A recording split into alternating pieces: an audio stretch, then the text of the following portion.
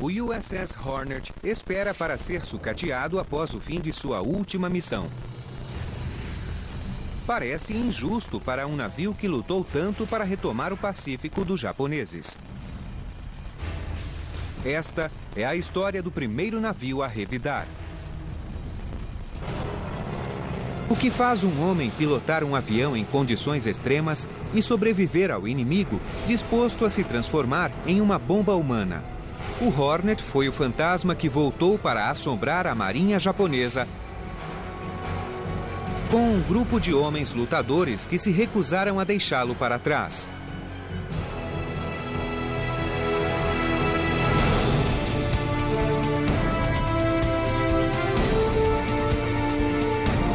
Naves heróicas, USS Hornet. Então veio a notícia, estávamos indo bombardear Tóquio, fio Antonello metalúrgico da aeronáutica. Nenhum herói nacional foi tão rebaixado quanto o último USS Hornet.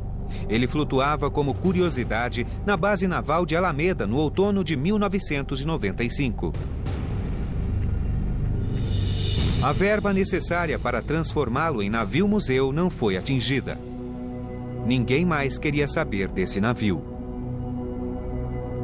A Marinha, então, tirou um navio do programa de doações e quis vendê-lo como sucata. Ele foi comprado por mais ou menos $167 mil.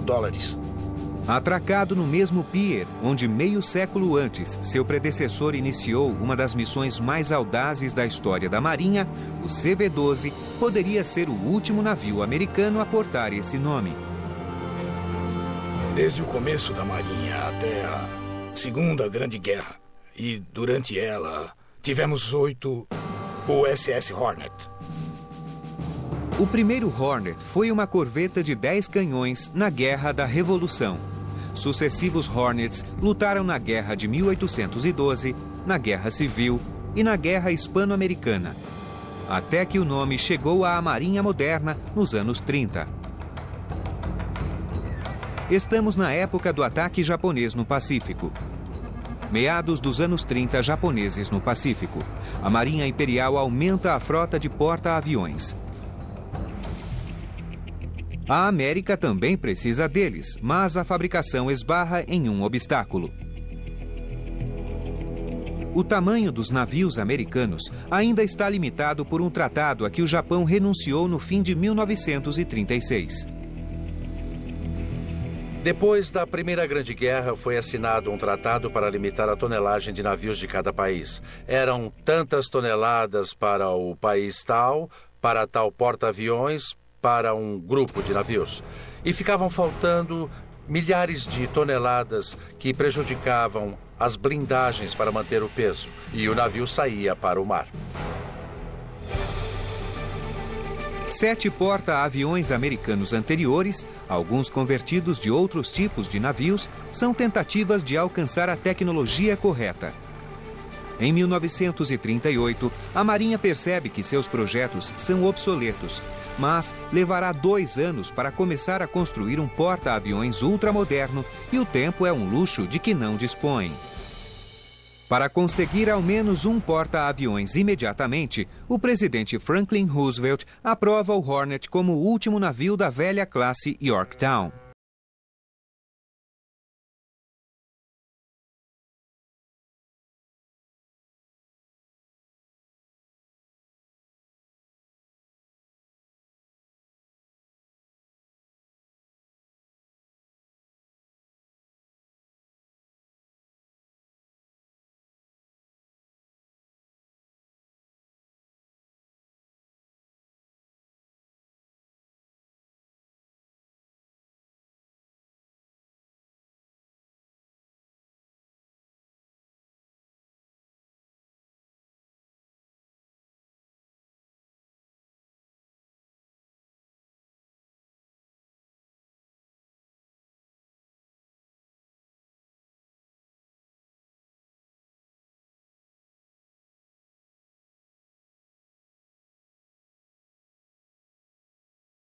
Dois anos e meio. Seu primeiro comandante foi o capitão Mark Meacher. Ele era o máximo em termos de comandante.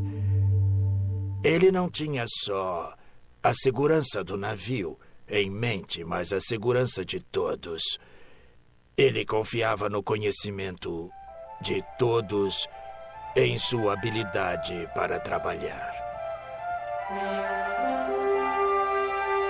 O Hornet, de certo modo, é mais avançado que os antecessores da classe Yorktown. Ele tem 252 metros de comprimento e largura de 35 metros no convés da pista e desloca 25.500 toneladas com carga total. Seu maior trunfo é a velocidade. As turbinas de 4 estágios propelem o porta-aviões à velocidade de 60 km por hora, o suficiente para acompanhar qualquer navio da força-tarefa, inclusive destroyers. Mas as falhas que conspirarão contra o Hornet já existem. Sua maior blindagem não está no convés da pista, mas concentrada no chão do hangar, abaixo, para proteger o combustível, a munição e as máquinas. Bombas de qualquer tamanho podem penetrar nos aviões um andar abaixo. Mais infeliz ainda é o projeto, que coloca 2 caldeiras lado a lado, logo à frente de 2 salas de máquinas contíguas. Uma bomba ou torpedo que perfure a sala de máquinas ou de munição pode destruir a propulsão com um só golpe.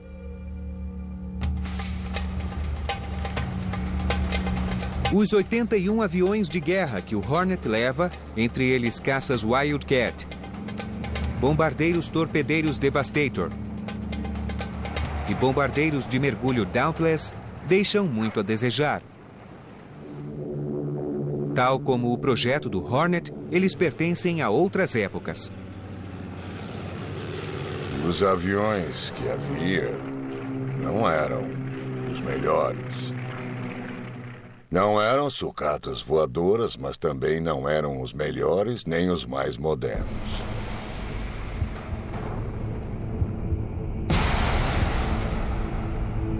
A moral nos Estados Unidos estava muito baixa por causa de Pearl Harbor. Porque eles chegaram tão perto dos Estados Unidos.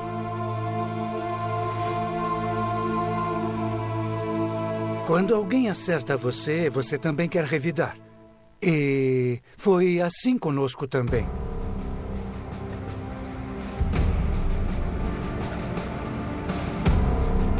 Mas em abril de 1942, todos os aviões do Hornet são armazenados para dar lugar a uma nova linhagem de aviões que chega ao seu convés em Alameda, na Califórnia.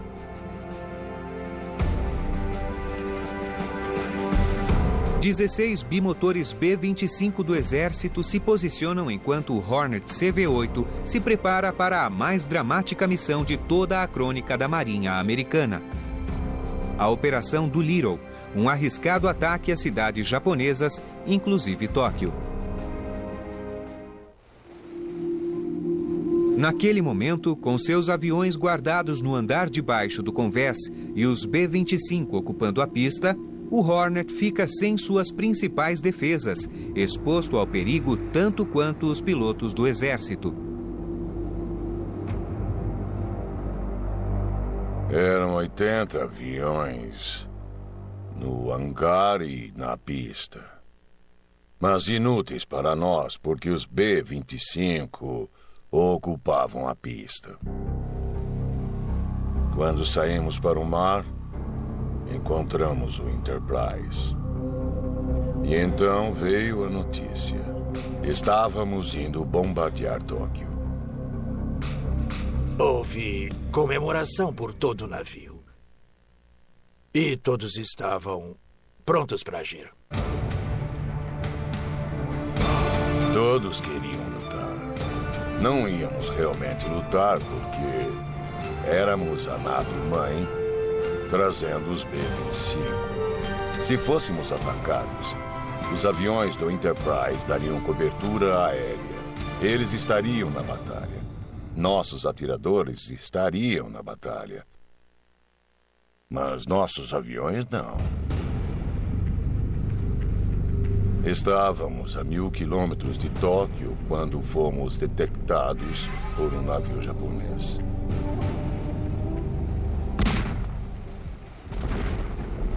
Um de nossos cruzadores saiu de formação e afundou o navio japonês. Mas não tínhamos certeza se ele conseguiu comunicar que nos tinha visto. Eles não correriam o risco, decolaram dali mesmo, a 1000 quilômetros, sendo que eles não teriam combustível suficiente. Rapidamente, a tripulação do Hornet providenciou algo que desse aos pilotos do exército alguma chance de sobreviver.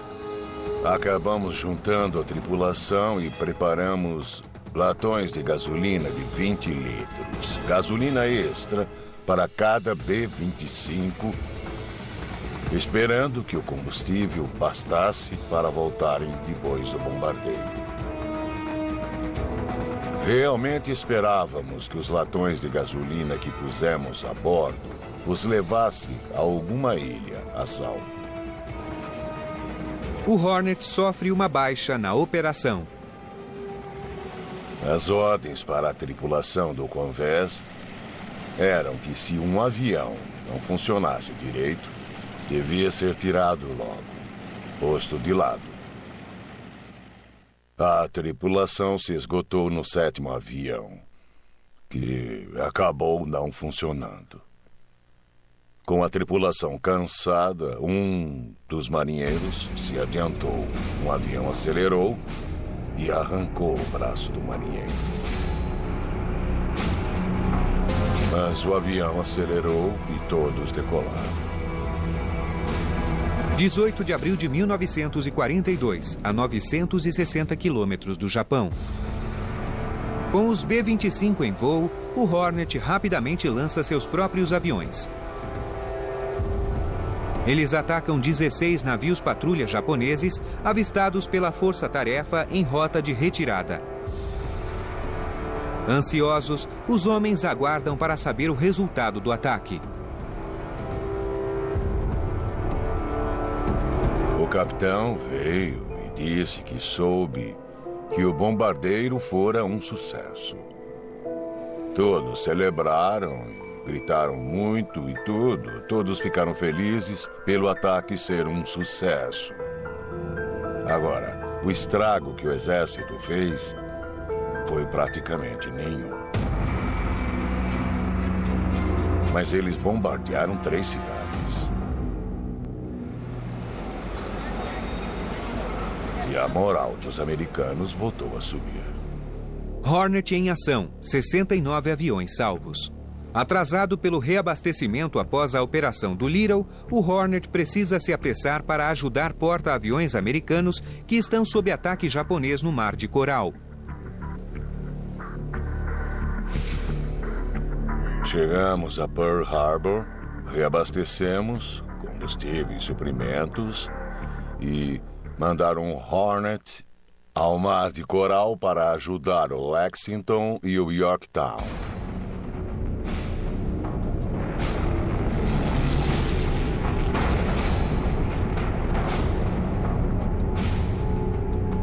Quando chegamos, o Lexington tinha afundado e o Yorktown estava avariado.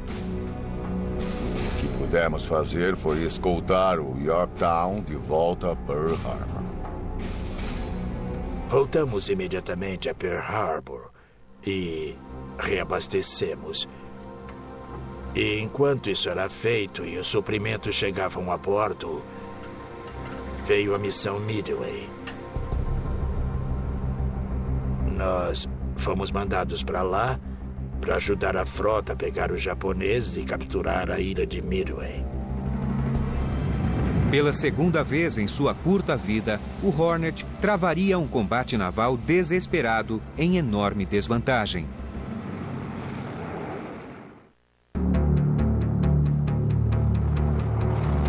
Junho de 1942. O Hornet faz parte do que resta da frota americana no Pacífico.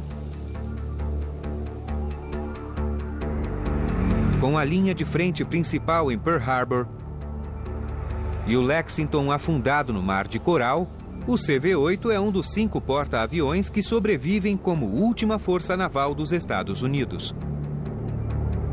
Esquivando-se pelo Pacífico, ele ajuda a rechaçar a frota imperial. Agora, a Marinha japonesa move uma grande força de ataque para tomar a ilha Midway e suas longas pistas de decolagem.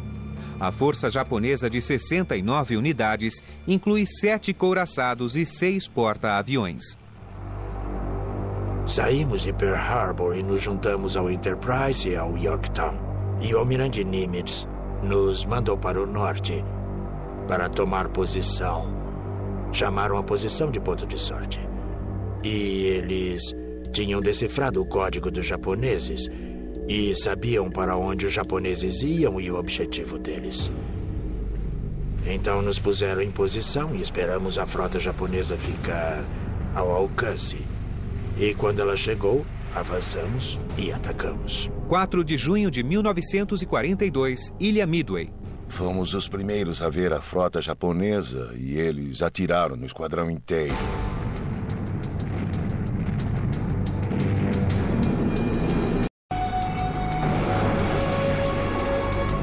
Os 15 aviões Devastator do 8º Esquadrão Torpedeiro do Hornet, atacando baixo, devagar e de frente, sem cobertura aérea, são exterminados por uma impenetrável parede de fogo antiaéreo e um enxame de caças zero.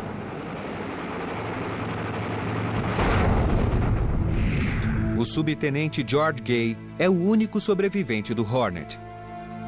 No porta-aviões, o desastre ronda a tripulação responsável pela manutenção.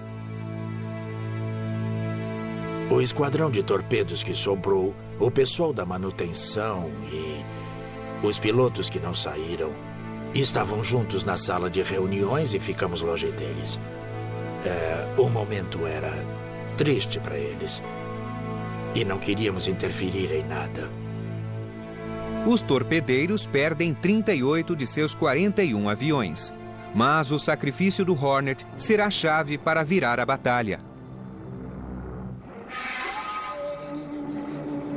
Os caças japoneses estão pousados após o ataque do Hornet,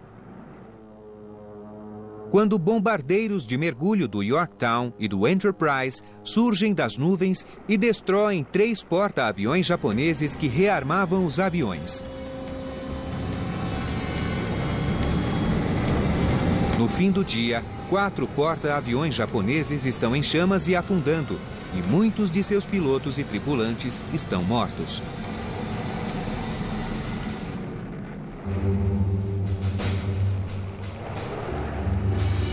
Quando o Hornet volta da batalha, Mark Meecher mostra novamente por que é um grande comandante.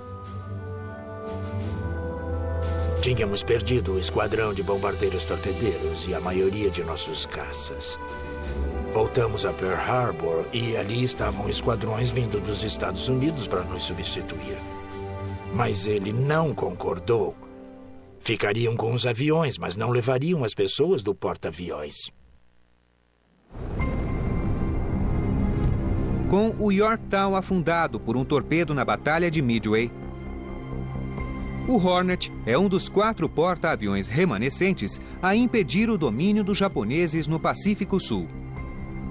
Mas sua sorte está acabando. Agosto de 1942, Ilhas Salomão. Quando as forças americanas desembarcam em Guadalcanal, nas Ilhas Salomão, no sul do Pacífico, os 2 lados se preparam para uma campanha decisiva. Apesar da força nitidamente superior, o inimigo providencia reforços. E a Marinha Americana lança seus últimos porta-aviões, incluindo o Hornet, para apoiar as forças desembarcadas. Em 24 de agosto, 3 bombas certeiras fazem o Enterprise voltar a Pearl Harbor. Em 31 de agosto, um torpedo tira de ação o Saratoga do mesmo modo. Em 15 de setembro, o Wasp é torpedeado e afundado. De repente, o Hornet se torna o último porta-aviões americano disponível no Pacífico, cruelmente caçado pela Marinha Imperial. Em 26 de outubro, o Hornet se vê no caminho de uma incursão militar japonesa ao largo das ilhas Santa Cruz. Os japoneses, com 4 porta-aviões, 4 vasos de guerra, 10 cruzadores e 30 destroyers, pretendem anular o que resta da frota americana e destruí-la definitivamente. O Enterprise é consertado e volta ao combate, mas a desvantagem americana continua grande. Foi logo depois do amanhecer, quando alguém nos disse nos alto-falantes que tínhamos lançado um ataque contra os japoneses e que eles tinham respondido e que os aviões estavam vindo para nós. O grupo de pilotos do Hornet ignora a desvantagem e reage ao ataque com agressividade. Eles encontram e danificam seriamente o porta-aviões japonês Shokaku e o cruzador Shikuma. Mas abaixo dos pilotos, o Hornet está sucumbindo. O Enterprise, por sorte, entrou em um nevoeiro. Não podiam ver o Enterprise do ar. Mas o Hornet estava visível. Entre 8 e 9 horas, a primeira bomba caiu no elevador do Hornet.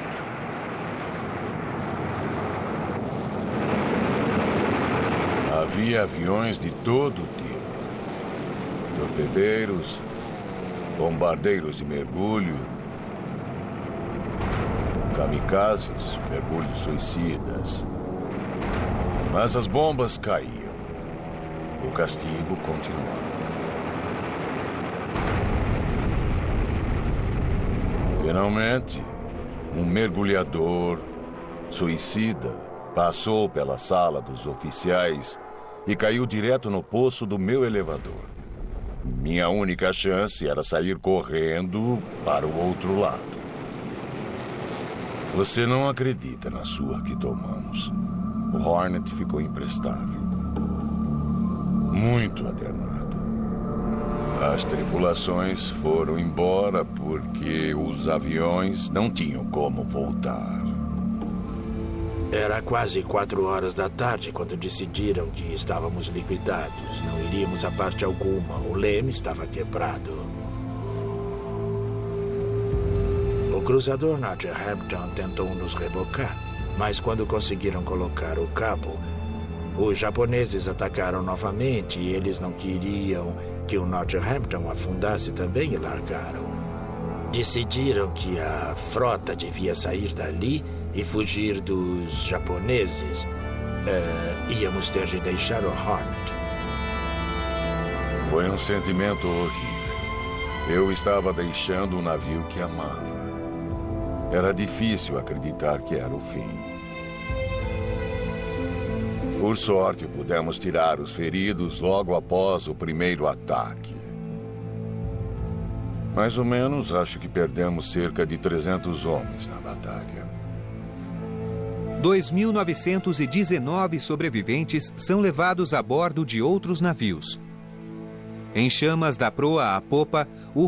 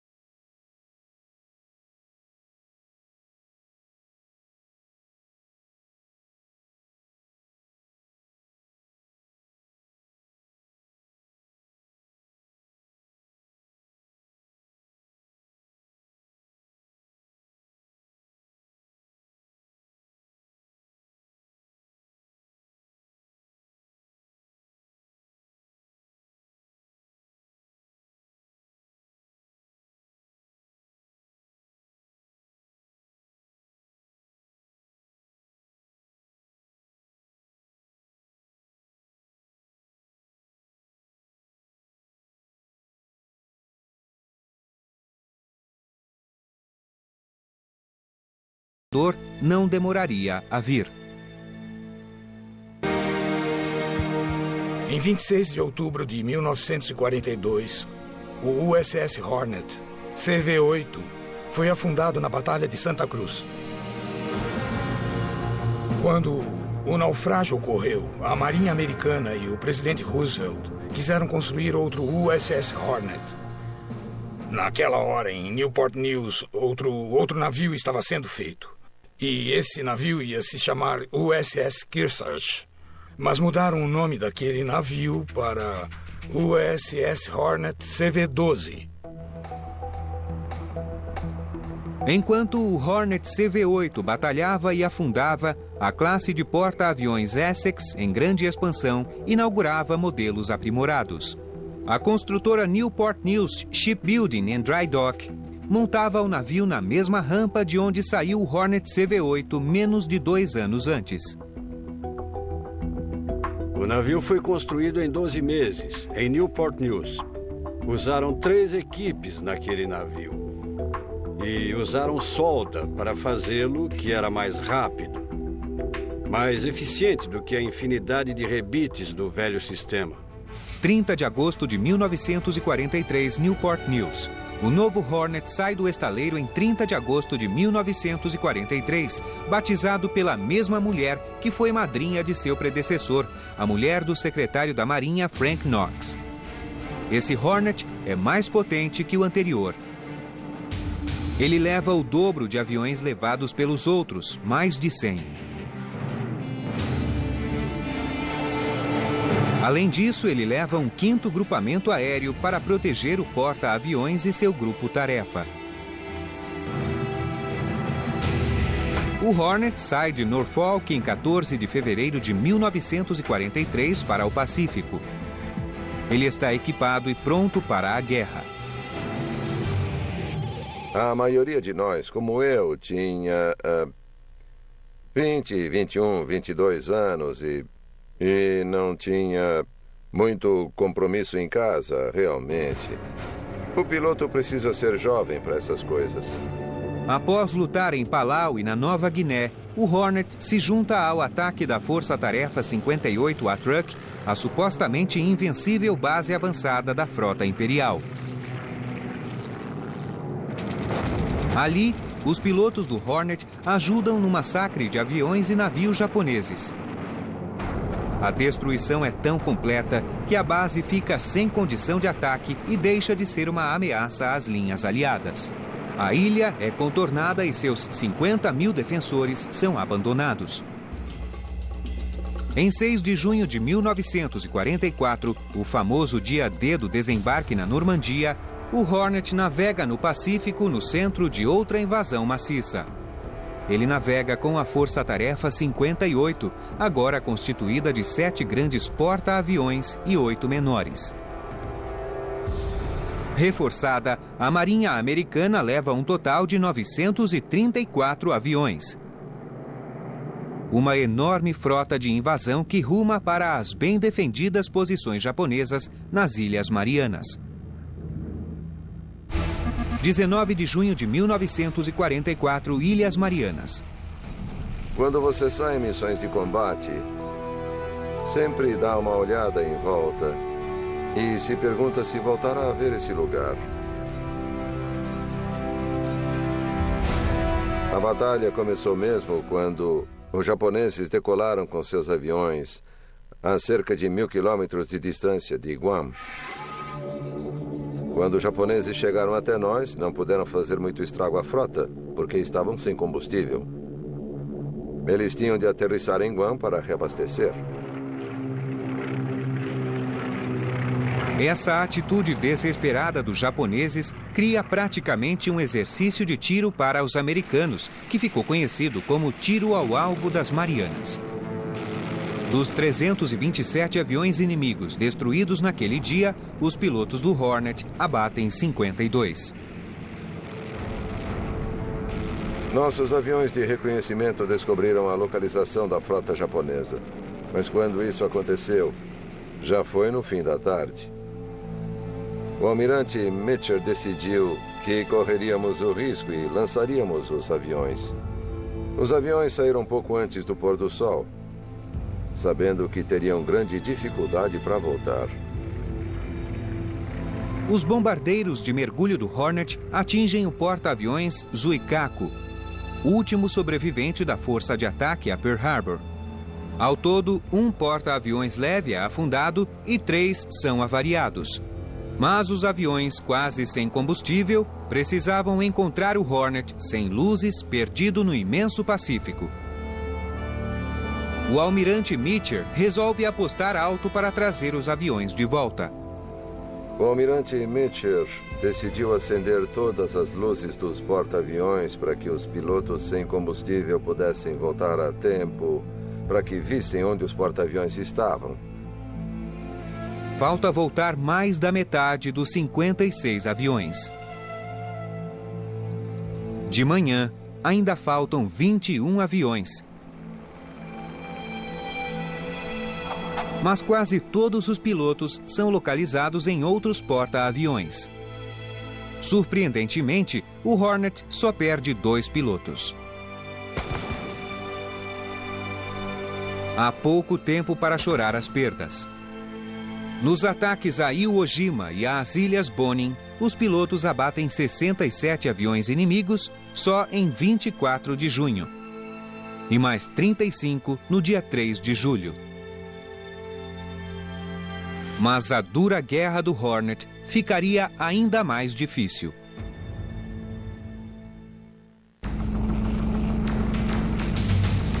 A partir de setembro de 1944 e nos 5 meses seguintes, o Hornet eleva sua estatística para mais de 70 navios abatidos e 1.400 aviões destruídos. Ao largo de Iwo Jima, das Filipinas, de Formosa e das Ilhas Bonin, o fantasma do navio que os japoneses pensaram ter exterminado nas Ilhas Salomão volta para assombrar o inimigo enquanto luta pela própria sobrevivência. Quando o Hornet chega ao largo de Okinawa para apoiar a invasão americana programada para 7 de abril, os japoneses utilizam uma arma de efeito devastador. Março de 1945, Okinawa, Japão. Ouvimos que aviões estavam mergulhando e se espatifando contra navios. Não sei, não me lembro exatamente de ouvir a palavra kamikaze, mas ela se tornou uma palavra familiar. A palavra kamikaze significa vento divino, uma referência ao lendário tufão que dizem ter salvado o Japão da invasão mongol no século XIII. Eles tomavam um saquê cerimonial para celebrar seu sacrifício e saíam para a morte.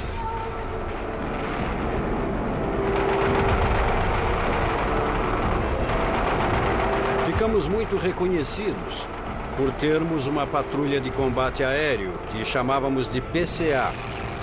Eram aviões de combate que circulavam sobre a força-tarefa para evitar que os kamikazes chegassem. Todos os porta-aviões tinham aviões assim, e no fim eram muitos a fazer esse serviço. Mas chegavam em tal número que acabavam conseguindo passar. E aí você dependia do pessoal dos canhões, de 20 milímetros, de 40 milímetros, de 5 polegadas, de cada navio para derrubá-los. Ainda assim, de vez em quando, mesmo debaixo de uma chuva de tiros, um ou outro conseguia atingir um navio. Eu olhei para o lado esquerdo do navio e vi um avião japonês vindo para cima de nós. Era um bombardeiro torpedeiro. Ia bater em nós. Tínhamos dezenas de aviões no andar de baixo, cheio de bombas e combustível. Se batesse em nós naquela hora, o porta-aviões explodiria. Fiz uma oração. E um tiro de 5 polegadas atingiu o avião no nariz e ele explodiu. A oração que minha mãe me ensinou. Enquanto fomos atacados 59 vezes, nunca fomos atingidos por um kamikaze. Eles chegavam tão perto que eram atingidos, pegavam fogo e explodiam. E batiam na água tão perto que respingavam o nosso navio. Aquele foi um período de 2 emoções. Uma era medo e a outra era raiva. Uma se alternava com a outra de vez em quando. Os milhares de marinheiros da frota americana no Japão travam uma batalha tão intensa quanto as batalhas em terra. Em 40 dias, a partir de 4 de março, os pilotos do Hornet fazem mais de 4.000 incursões e pilotos kamikaze atacam o navio inúmeras vezes. Em 3 de junho de 1945, após sobreviver a meses de fogo intenso e se defender dos kamikazes, o pior golpe sofrido pelo Hornet é desferido pela natureza. Um tufão de proporções catastróficas o engolfa. 3 de maio de 1945, a 160 quilômetros de Okinawa. As ondas do tufão chegavam a passar do mastro do navio, tal era a altura.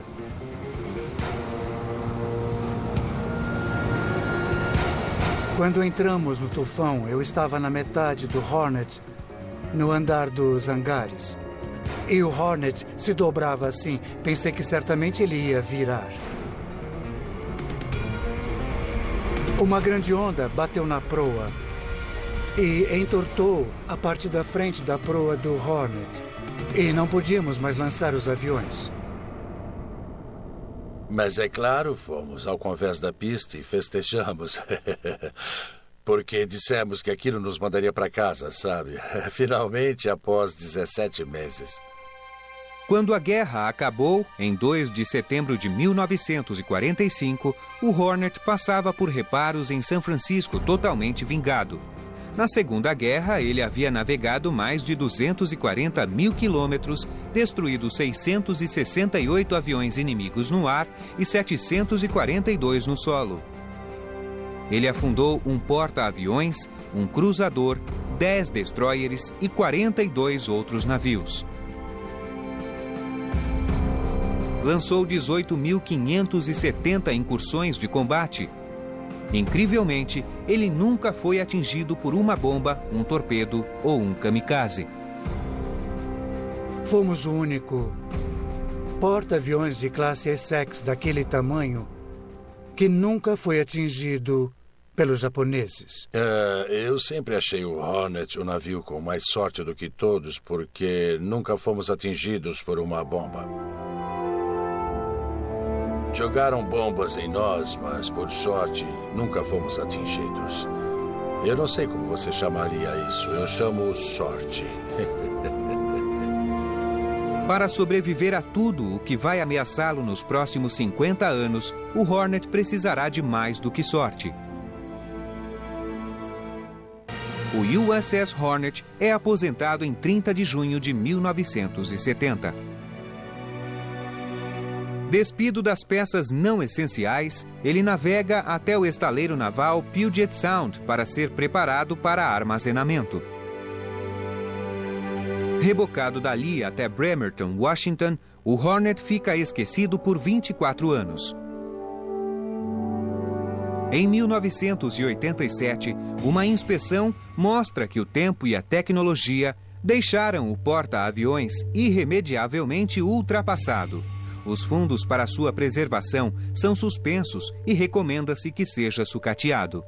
Indignados, os veteranos do Hornet formam uma organização que chamam de Associação Museu Histórico USS Hornet. Eles tentam comprá-lo do programa de doações para navios da Marinha. A Marinha disse que precisaríamos de 3,5 milhões de dólares e de um plano de negócios.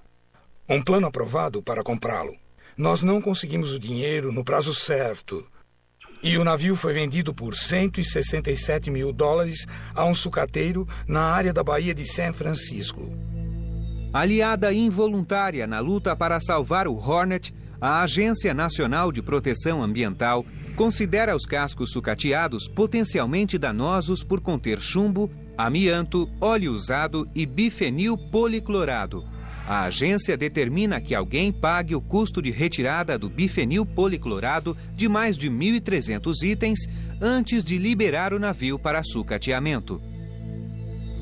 Problemas ambientais e atrasos se estendem por anos. O navio foi rebocado para Long Beach em 1994 e depois para Hunters Point, em São Francisco, onde a Astoria Metals finalmente consegue licença da agência para sucateá-lo.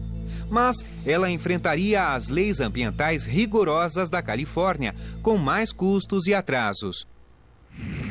O tempo passa. Como o Hornet, a velha base aeronaval de Alameda, na Baía de São Francisco, em Oakland, cumpre sua vida útil e é desativada.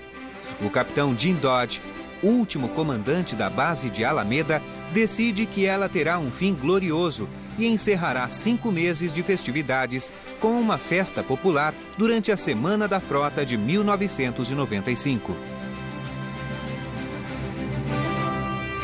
Ele disse que olhou pela janela e viu um porta-aviões da classe Essex sendo rebocado através da baía. Ele não via um desses havia tempos. E se informou e descobriu que era o Hornet e que ele seria levado do outro lado da baía para ser destruído, sucateado. Dodge decide fazer do Hornet uma curiosidade e o ponto central da celebração. Ele pede o navio emprestado por 5 meses à base Alameda, depois do que a Astoria poderia rebocar o porta-aviões para ser sucateado. Demos a ele todo tipo de crédito, para ele poder, digamos, apertar os botões corretos e acionar as alavancas para levar o navio de Hunters Point até a...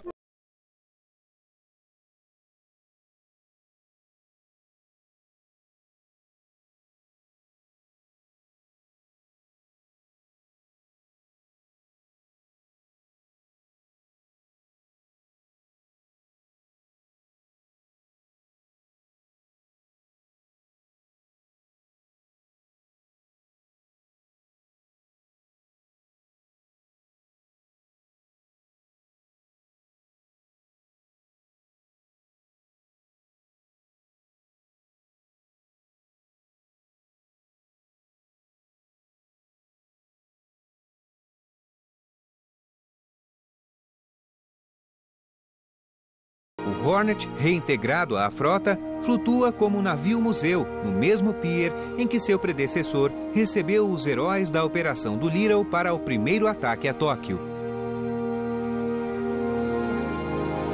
Os americanos que nasceram depois de sua gloriosa carreira de lutas agora podem percorrer o convés da pista de onde partiram mais de 19 mil incursões de combate contra os inimigos em épocas de guerra.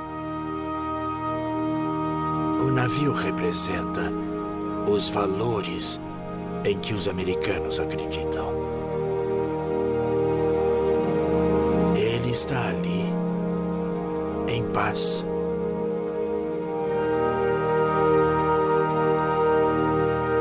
Tão elegante quanto no dia em que ele foi batizado.